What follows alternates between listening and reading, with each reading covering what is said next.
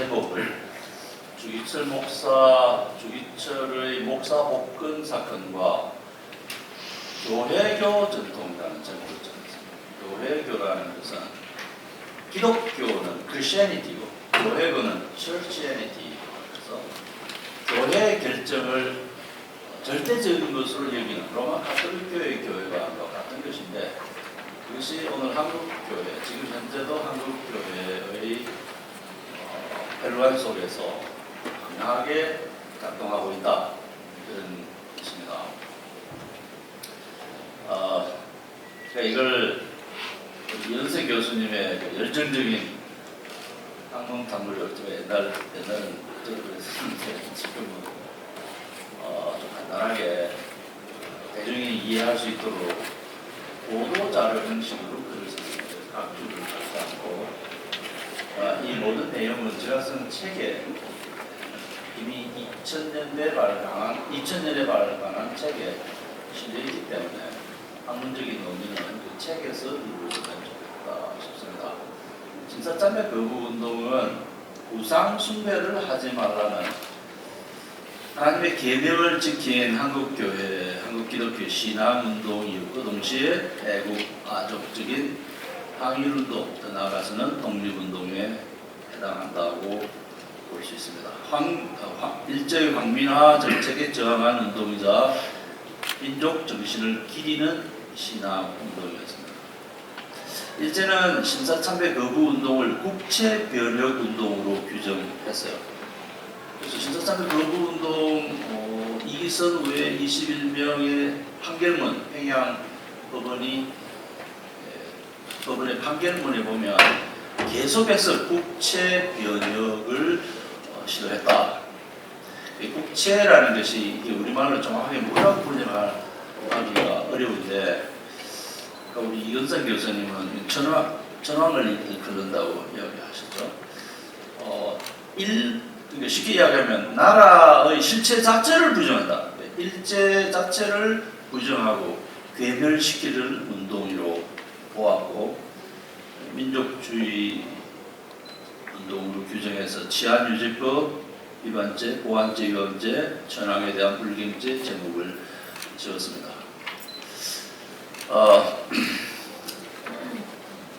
이 후배가 없는데 제가 말씀드리면, 신사참배 거부 운동은 우리의 땅에서 일제에 항거했던 마지막 저항 운동이었습니다. 이 운동 외에는 없습니다. 오늘 아침에 제가 윤치호 선생의 위키피디아에 들어가서 윤치호 선생의 이야기를 쭉 읽어봤는데, 에모리 대학교 제 선배이기도 한데요. 완전히 친일 분자로 매도되어서 결국은 자살을 했다라는 인간의 소문이 있습니다. 한왕상 박사도 저에게 자살을 했다, 사실이다라고 이야기하는데, 외손녀가 그분이 뇌이켈로 쓰러지는 걸 직접 봤다라는 이야기가 있어서 자살한 건 아니라고 그 후손들이 이야기를 합니다만은 어느 것이 진실인지는 확실치 않습니다. 자, 그런 시대에 일제에 항거했던 마지막 세력이 신사참배 거부 운동이었고요. 유일한 저항 세력이었는데, 미리 말씀드리면 왜 대한민국 보훈처는 이 우리의 정체성에 부합하는 이 운동 관련자들에 대해서 국가 차원에서 인정을 하지 않는가, 의문스럽습니다. 한상동 목사는 이 신사참배 거부 운동을 개인적으로 한 것이 아니라 전선적으로 전 조선의 지역과 사람들이 다 동참하는 정치운동이라는 말이 나옵니다. 판결문에도 나오고요. 정치운동으로 전개했다. 그만큼 이것은 개인적인 신앙운동일 뿐만 아니라 동시에 항일투쟁 특징을 가진 운동이었다는 것이고요. 특별히 이들이 가지고 있던 그 시대의 신학, 종말론 신학에 의하면 전천년설이든 세대주의설이든 간에 천년왕국이 시작된다. 이때는 일제는 망하고 천년왕국이 시작되면 그리스도께서 통치하시는 새로운 질서가 이 땅에서 이루어진다. 그래서 일제는 이 소식에 경악해서 한상동 목사의 취조문, 한상동 목사를 비롯한 특별히 손양원 목사의 경찰 취조문에 이게 자세히 나오는데 일제가 아주 경악했습니다. 그래서 일제가 괴멸하기를 바라고 그리스도께서 통치하는 새로운 질서가 시작된다라고 하는 목소리를 계속 외쳐왔기 때문에 일제는 이들을 국채 변역의 죄로 몰아서 처벌했습니다. 대동아 공영권 반대 그리고 독립운동 일제가 사용한 용어가 팔괭일우인데 팔괭일우라고 하나의 우산 안에서 동서남북 세계의 모든 것이 그 우산 안에 들어간다. 그러니까 일제가 천하를 지배하는 그런 꿈을 꾸고 이 대동아 전쟁을 일으켰는데 그리고 그것에 반대되는 저항하는 애국 애족 운동이 독립운동이었다. 자, 그런 점에서 이 제3의 거부운동을 결코 과소평가할 수 없는 우리나라가 대한민국이 그런 운동인데 왜 지금까지 이들에 대한 인정, 국가 차원의 인정이 이루어지지 않고 있을까? 이 모임이 제1회 모임에서 제가 한상동과 주기철의 교회관이라는 제목의 논문을 발표하고 국가가 신사참배 거부운동과 그 일을 주도한 초록 성도들의 항일투쟁의 공로를 인정하는 것이 마땅하다라고 하는 역사적, 이론적 근거를 명확하게 제시했습니다. 특별히 참석했던 역사학자, 교회사학자, 특별히 보훈처 직원이 한번 오셨고 천안 독립운동연구소의 연구원 한 명이 와서 저의 발제에 공감하고 국가 차원에서 인정하는 것이 마땅하다는 의거지에 다 공감해서 찬동했습니다. 그런데도 아직 이것이 이루어지지 않고 있습니다. 그러니까 이걸 인정해 달라고 자꾸 요청을 해야 인정해 주는 것이 아니라 국가 차원에서 나라의 녹을 먹고 있는 공무원들이 앞장서서 이것을 탐색해서 인정해주고 또 후손들 명예를 인정해주는 것이 마땅한데 지금까지 아무 반응이 없다는 것은 저로서는 참 이해하기 어렵다. 왜 보훈처가 이걸 인정하지 않을까, 주저할까? 그런 생각을 해보고요. 그런 까닭 중에 하나는 우리 사회가 이 일제 말기의 과거사에 대한 명확한 과거사 청산의 부재 그리고 친일파 전통이 우리 사회를 장악하고 있고 이 친일파 전통은 지금도 한국 기독교계를 장악하고 있기 때문에 한국 기독교계 자체가 여기에 대해서 단일 목소리를 내지 않고 신사배 거부운동은 신앙운동이었기 때문에 민족사 차원에서 국가 차원에서 보상해야 하고 인정해야 될 필요가 없다 그런 생각을 가진 분들이 많습니다. 제가 알고 있는 지인들, 교회사가들 중에 이름을 대면 알만한 많은 분들이 이런 생각을 가지고 있습니다. 그래서 이런 생각의 배후에는 왜 이렇게 생각할까? 일제 말기의 교회에 대한 그리고 그 교회의 백귀 난행에 대한 정확한 신학적인 인식이 없고 역사적인 인식이 없기 때문에 같다라는 것이 제 생각입니다. 교회는 사회를 지도하는 양심의 교사입니다. 그러나 현 한국교회 주류 세력은 역사 왜곡, 역사 날조, 사실 호도를 대수롭게 여기지 않는 양심 결핍의 특성을 보입니다. 한국교회의 불순한 기질, 전통, 의식, 정신적 유산은 의식적이든 무의식적이든 일제 말기의 불행한 과거사와 직결되어 있습니다. 저는 이런 요지를 담은 책, 한국의 친일파 전통이라는 책을 2000년에 출간했는데 지금 보고 계십니다. 지금도 지식산업사라는出版사에서 출간하고 있습니다. 지금까지 이 책의 내용이 정확하지 않다거나 정당하지 않다는 비판이나 반론이 없었습니다. 한국복음주의신학회가 이 책의 학문성과 기여도를 근거로 2001년에 저에게 신학자 대상을 수여했습니다. 그래서 저에 대한 이 주제의 논의는 주로 이 책에서 거의 다 있는 것들이고, 그래서 학문적인 논의는 이 책을 근거로 이루어지면 좋겠다는 것이 제 생각입니다. 최근에 주기철 목사, 2016년경에 주기철 목사 복권 행사들이 릴레이 행사처럼 많이 진행되었어요. 근데 그것을 가만히 탐색해 보면 그 배후에 정산되지 않은 과거사와 아까 이야기드린 교회교라고 하는 발상이 자리를 잡고 있다는 것을 제가 간파했습니다. 주기철 목사는 우상숭배를 하지 않는다는 이유로 목사직을 파면당했습니다.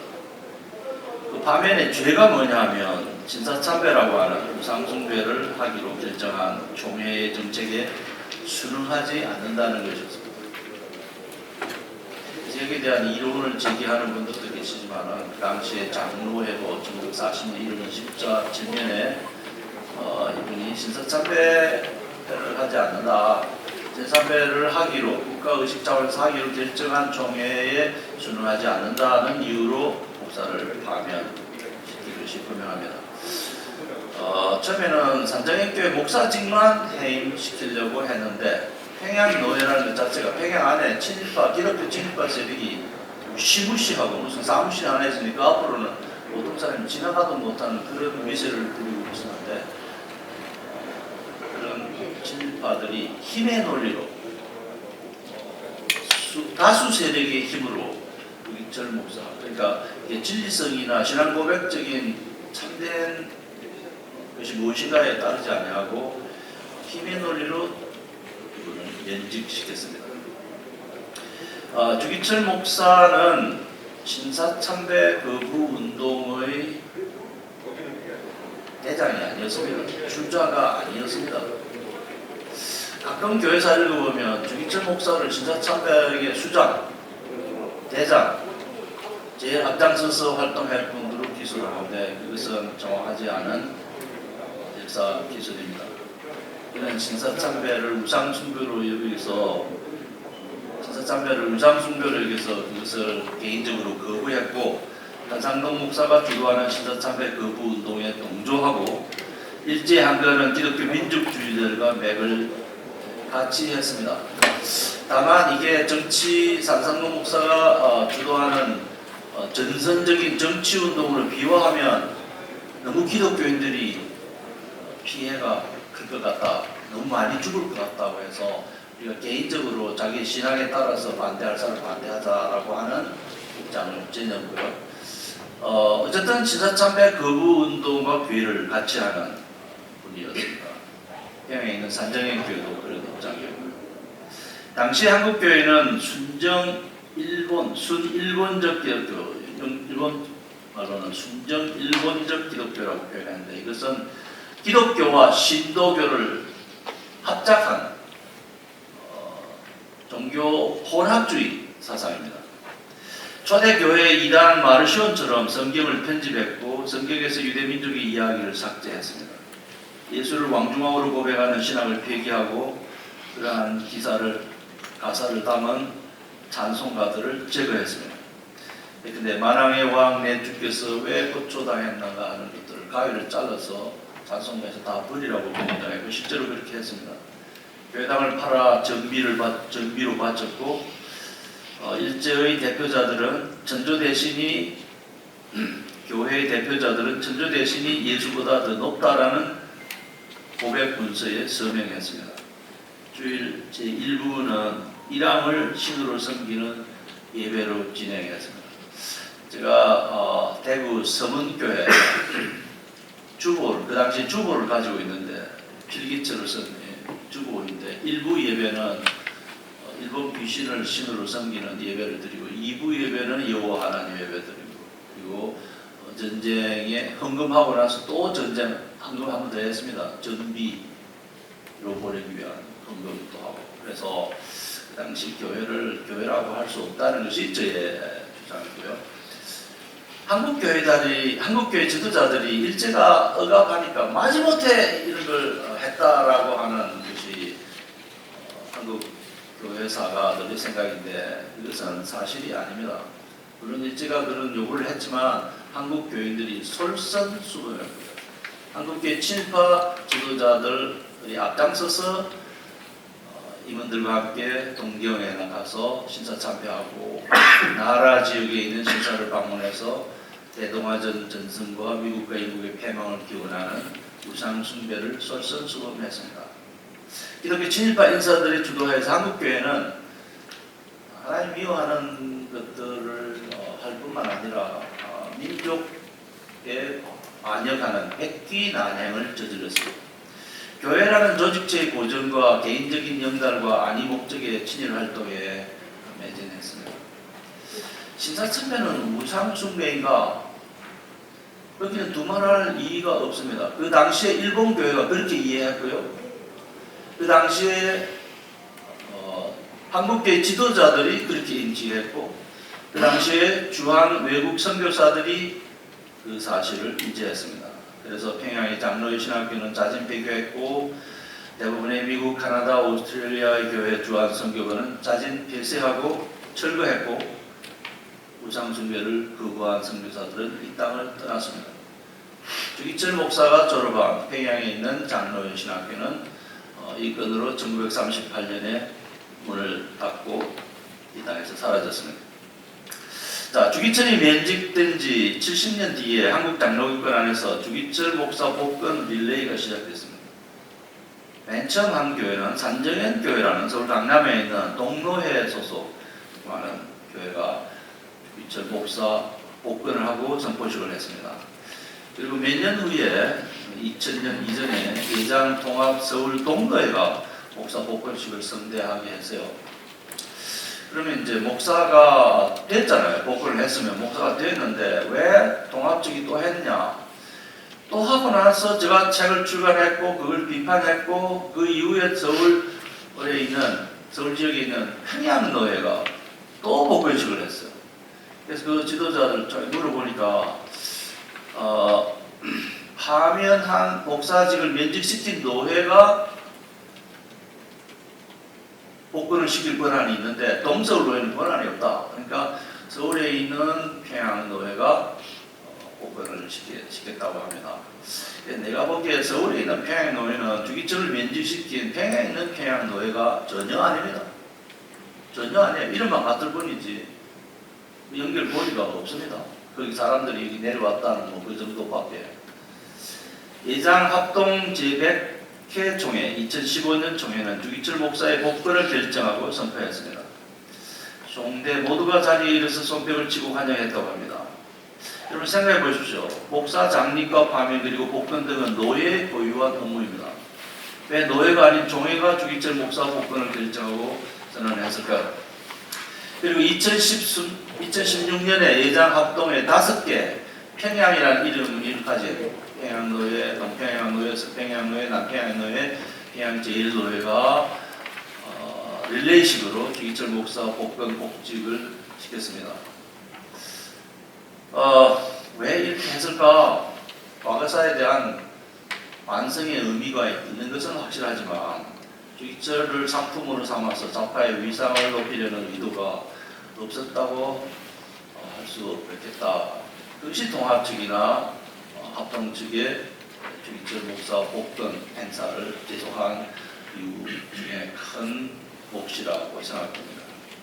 주기철 목사 복권은 어처구니없는 넌센스입니다. 프로테스탄트 교회와 장로교회 정신과 치리의 원칙과 교회론을 개혁교회론을 위반합니다.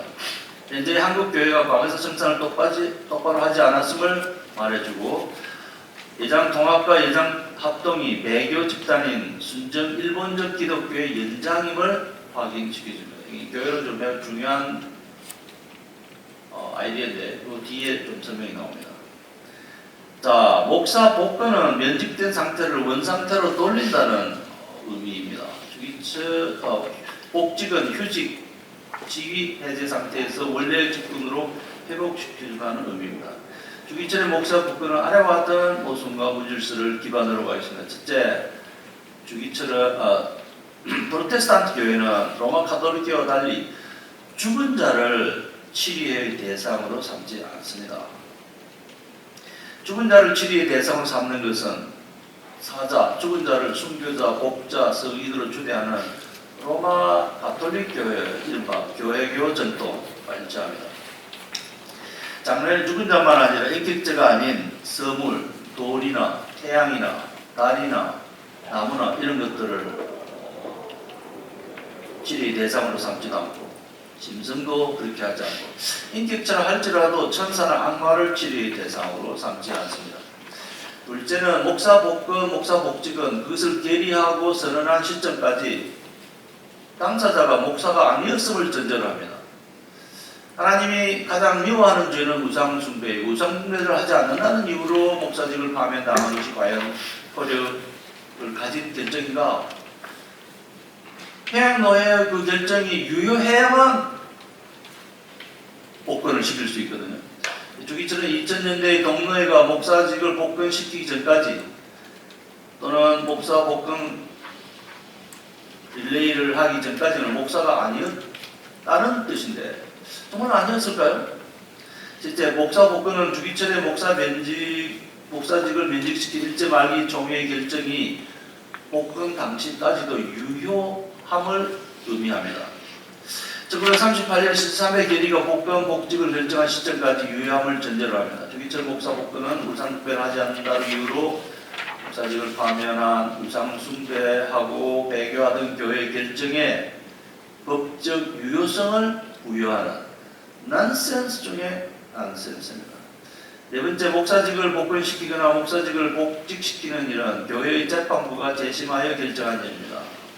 그런데 전년 합동이나 통합이 동노회가 무슨 재판 절차를 거쳐서 복직을 시킨 것이 아닙니다. 다섯째, 장로의 원칙에 따르면 면직된 자의 목사직 회복은 일단 목사가 면직되면 다시 복권을 시키는 결의를 해서 선언해 주는 게 아니고 다시 목사로 안수를 하는 게 장로의 원칙입니다. 그래서 목사 복권 릴레이는 이 장로의 원칙에 위배됩니다. 여섯 번째, 장로회의 규례에 따르면 목사의 재안수, 면직된 목사를 다시 원리시킬 수 있는 것은 다시 안수를 해야 된다는 그런 것이고요. 아까 말씀드린 대로 평양에 있는 평양노회의 권한을 평양노회로부터 남한에 있는 평양노회나 합동적 평양노회나 통합적 평양노회나 평양이라는 말을 수식으로 붙인 노회들이 그 권한을 위임받은 적이 없습니다. 평양노회는 그것을 위임해 주지를 않았습니다. 그래서 주기철을 복권시킨 노회들이 목사를 복권시킬 법적 권한을 갖고 있지 않습니다. 일곱째, 예장통합 동서울 노회의 산정익교회 담임 목사님한테 제가 이 책을 쓰면서 2000년 이전에 서면 인터뷰를 했어요. 그래서 왜 복권을 시키느냐고 하니까 목사님의 명예를 회복시키기 위해서, 두 번째는 주기철 목사가 한국교회 안에서 설 자리를 마련해 드리기 위해서 했다고 했습니다. 여러분, 목사직은 명예직이 아닙니다. 그리고 주기철이 한국교회에서 설 자리가 없습니까? 주기철은 내가 알기로 예수님 다음으로 한국교회에서 확고한 자리를 잡고 있습니다. 그런데 무슨 자리를 만들어주기 위해서 했다는 겁니까? 바로 여기에 교회교 발상이 작동하고 있다는 걸 제가 지적하고 있는 것입니다. 여덟 번째, 이 법적인 용어인데요. 사정 변경의 원칙에 저촉됩니다. 법조계에서 통용되는 이 원칙은 과거 결정의 기초인 특별한 사정이 그 뒤 현저히 변경되어 당초의 결정을 그대로 유지하고 강제함이 신의와 공평의 원칙에 반하는 부당한 결과를 가져오는 경우에 복권을 시킬 수 있다라는 것인데요. 사정 변경의 원칙에 따르면 주기철 목사의 복권은, 그때는 주기철 목사가 우상숭배 안 한다고 해서 복권을 면직을 시켰는데 70년이 지나고 80년이 지난 지금 보니까 주기철 목사는 완전히 친일파이고 우상숭배의 앞잡이였다라는 것이 드러날 경우에 복권을 시킬 수 있다는 거예요. 그게 사정 변경의 원칙입니다.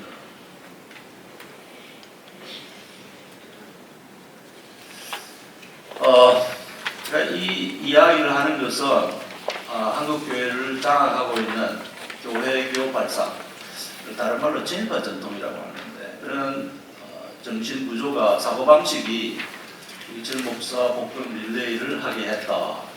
바로 그게 친일파 전통이고, 그게 신사참배 거부운동 관련자들을 국가 차원에서 인정하는 것을 한국교회가 별로 탐탁지 않게 생각하고, 한쪽에서는 시기하고 질투하고 은근히 안 되기를 바라고 있는 그런 정서와 연관되어 있다는 것을 말씀드립니다. 자, 교회의 결정은 절대적인가?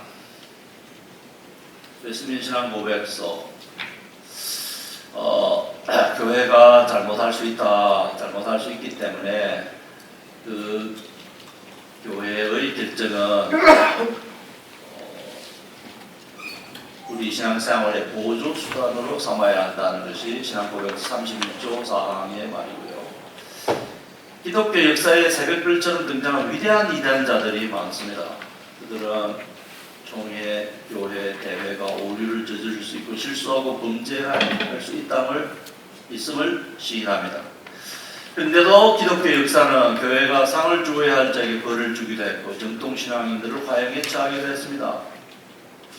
목사직을 면직시켜서 복음전도 하나님 나라의 사역을 하지 못하게 했습니다. 그래서 네덜란드 개혁교회, 개혁신학이 강한 교회인데요. 그 교회 헌장 31조가 교회의 결정이 명백하게, 여기 명백하게라는 게 다운표 가져와서 강조합니다. 명백하게 성경에 목사님, 죄송합니다. 네. 조금만 진행하셔야 될 것 같아요. 시간을 아니 12시까지 하라고요? 아니 12시까지. 네. 명백하게 저촉될 때는, 성경의 가르침에 명백하게 저촉될 때는 그 교회 결정에 따를 필요가 없다. 자유한다. 해방할 수 있다. 그러니까 교회를 떠날 수도 있고 교회를 만들 수도 있고 그 교회 결정을 부정할 수도 있고 할 수 있다는 것이고요. 그래서 지금도 네덜란드에 31조파라고 하는 별명을 가진 교회가 있는데, 참고로 그 교회가 예장 고신의 자매 교회입니다. 장로교의 원칙은 양심의 주제는 하나님 분이시고 그 양심에 어긋나는 판단을 할 때는 교회가 결정을 할 때는 그것을 순응할 필요가 있다. 자, 7번째, 존 칼빈의 기독교 강요 제4권에 로마 가톨릭 교회와 한편의 로마 가톨릭 교회, 한편에는 제세례파를 의식하면서 로마 가톨릭 교회에서는 반드시 분리해야 된다, 거의 가담하면 안 된다고 하는 말을 하고, 제세례파는 약간 도덕적인 실수가 있다고 해서 교회를 떠나는데 이거는 잘못이다라고 하는 것을 지적하면서 교회가 우상숭배를 할 때 그 우상숭배하는 교회는 교회로 볼 수 없다라는 것이 칼빈의 명확한 입장입니다. 그런데 우리가 우상숭배하는 교회가 주기철 목사를 파면시켰는데 그 파면한 것을 유효한 것으로 여기서 70년, 80년이 지난 지금도 복권 릴레이를 계속한다는 것은 모순이거든요. 그런데 그런 것을 정당화하는 교회사 시각이 한국 교회사를 가르치는 교수님들 사이에 상당히 팽팽해 있는 것 같습니다. 대표적인 인물이, 이런 교회사 시각을 강화시킨 대표적인 인물이 전 연세대학교 교회사 교수였던 민경배 박사입니다. 민경배 박사는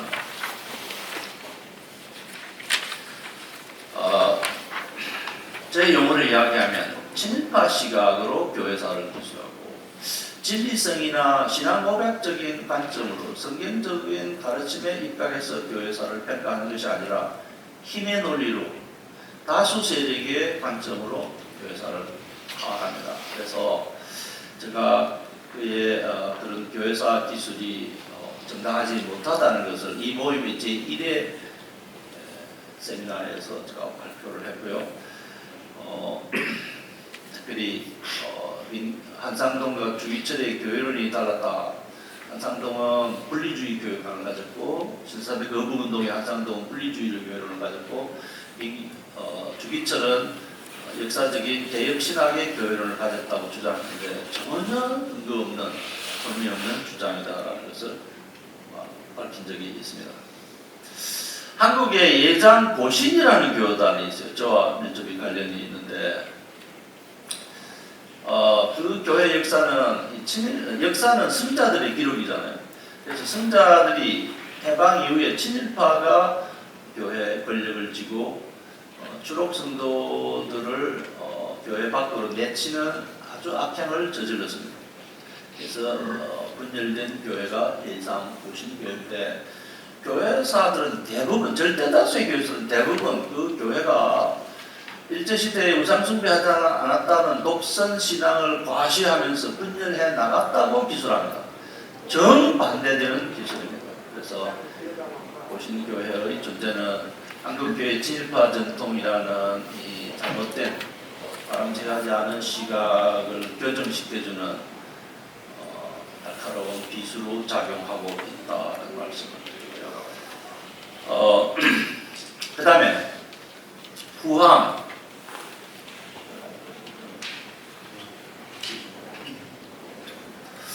제 구항은 좀 신랄한 이야기입니다. 한국교회 안에 역사 날조 특별히 신학대학교들의 역사 날조에서 한국교회 친일파 전통, 교회가 전통이 그 모습을 확연히 드러내고 있습니다. 광남에 있는 장로회 신학대학교 이 학교의 설립 연도와 졸업생 차수를 날조합니다. 제가 이 용어를 강력하게 씁니다. 강한 용어를 쓰잖아요. 날조라는 말을 씁니다. 이 학교는 1948년에 서울 남산의 조선 신궁에서 시작했습니다. 그런데도 이 학교를 1901년에 출범한 평양신학교의 장로회 신학교를 역사를 끌어당겨서 자신의 장구한 역사를 가진 학교로 포장합니다. 그리고 2021년에는 설립 120주년 기념 행사를 성대히 가졌습니다. 총신대학교도 장로회 신학교와 동일하게 학교의 설립 연도와 졸업생 차수를 날조합니다. 저희 박용규 박사는 총신 120년의 역사 신앙 평가라는 제목의 글을 몇 편 발표했습니다. 그래서 이 학교가 120년의 역사를 가진 학교인지 주장의 근거를 받지 않으면서 총신 120년을 앞세웁니다. 평양에 있었던 장로회 신학교와 서울의 장로회 신학교는 같은 학교가 아닙니다. 후자가 전자를 계승한다고 할 수 있는 연결고리가 전혀 없습니다. 평양의 장로회 신학교와 서울의 장로회 신학교가 연결성을 가지려면 운영주체, 이사회, 교수회, 학생회, 캠퍼스가 동일해야 합니다. 민족의 불행한 역사를 고려해도 이 가운데 한두 가지라도 일치하면 계승의 정당성을 인정할 수 있습니다. 그러나 단 한 가지도 연결되지 않습니다. 주기철이 수학한 장로회 신학교는 신사참배를 거부하다가 1938년에 폐교됐습니다. 이 학교의 소유주는 선교사 연합공회였고요. 조선예수교 장로회 신학교가 아니었습니다. 제필배 신학교라는 별명을 가진 학교가 평양신학교인데 1940년에 설립됐습니다. 평양에서. 이 학교와도 무관한 학교입니다. 평양신학교가 제필배 신학교가 캠퍼스를 양도해달라고 요구하자 장로회 신학교 소유자인 선교사 공회가 단호히 거부했습니다. 저는 장로회 신학교와 총신대학교가 무엇을 근거로 개교 120년이라고 하는지 알고 싶어요. 상식적으로 납득할 수 있는 근거를 알려주시면 좋겠습니다. 누군가 총신대학교의 경우는 예장 합동총회가 그렇게 하기로 결정시켜 동일한 것 같다고 말합니다. 만약 그렇다면 신학교는 교육기관이고 총회는 교육기관의 설립 연도와 졸업생 차수를 고쳐서라고 결정할 권리를 가지고 있지 않습니다. 그리고 장로의 신학교 교수에는 만장일치로 주기철을 자신의 학교의 졸업생으로 복적시킨 적이 있습니다. 주기철은 서울의 장로의 신학교 설립되기 이전에 신참을 거부하다가 자진 폐교한 평양신학교의 학생의 졸업생이었습니다. 양심부자의 친일파 전통과 교회교 전통이 만나면 역사를 아수인석격으로 힘의 논리를 해석하고 날조하게 하는 강력한 힘을 가집니다. 개혁 신학을 지향하는 신학교와 교회들의 눈을 어둡게 합니다. 양심을 마비시킵니다. 개혁 신학 전통의 모토는 하나님 앞에 서이고 어찌 개혁 신학을 지향하는 학문 공동체가 구성원들로 하여금 부정직한 역사의 자부심을 갖도록 합니다. 저는 저는 우리 장신대, 총신대 졸업생들이 나는 장로신학대학교 또는 총신대학교 제 몇 기 졸업생이다라고 자랑스럽게 말하는 걸 볼 때마다 여러분들에게 묻고 싶어요. 여러분은 친일파 전통과 교회교 사고방식이 만들어낸 수치스러운 역사 날조의 피해자라는 것을 알고 계십니까? 라고 묻고 싶습니다. 여기서 더 중요한 것은 한신대학교의 역사 날조입니다. 한신대학교는 설립 목적을 날조합니다. 어떻게 날조하냐고요? 복음신앙에 기초한 기독교 신앙을 연구하여 충량유의한 한국의 기독교 교육자 양성을 목적으로 한다라고 해요. 종회록에 29차 종회록에 딱 기록되어 있어요. 43쪽입니다. 그런데 이 학교는 1990년에 바로 이 말을 현 조선교회가 요구하는 건전한 교육자 양성으로 날조하고 있습니다. 지금도 그대로 설정되고 있습니다. 그리고 한신대학교는 역대 이사장 명단을 날조합니다. 종회로 기록된 첫 번째 이사장은 함태영 목사입니다. 아주 귀한 분이고 부통령을 준하신 부통령을 역임하신 분인데, 그런데 그 기록은 싹 없애고 해방 이후에 이사장을 시작한 진정률 장로를 제1대 이사장으로, 순천중앙교회 박용희 목사를 2대 이사장으로 설정합니다. 왜 이렇게 하냐? 또 이후에 함태영 이후에 마츠모토 다타오, 무라야마 비오히코 씨가 두 사람이 이사장이었습니다. 그래서 이 일제의 수치스러운 역사를 감추기 위해서 역사를 날조합니다. 아무 설명도 없습니다. 왜 이렇게 기술하는 것에 대한 설명도 없이 역사를 그렇게 편찬합니다. 그래서 아마 한신대학교는 한국인이 세운 최초의 신학교라는 걸 강조하는데, 자랑스럽게 생각하는데, 그것에 반대되는 이 친일 과거사 행각을 감출 목적으로 의도적으로 역사를 날조하는 것 같습니다. 여러분, 성공과 실패의 역사를 정직하게 기술한 교회사가 유익합니다. 성공보다 실패가 주는 교훈이 교회에 더 많은 교훈과 자양분을 줍니다. 그래야 후대의 교회가 그 성공, 실패를 답습하지 않고 성공할 수 있습니다.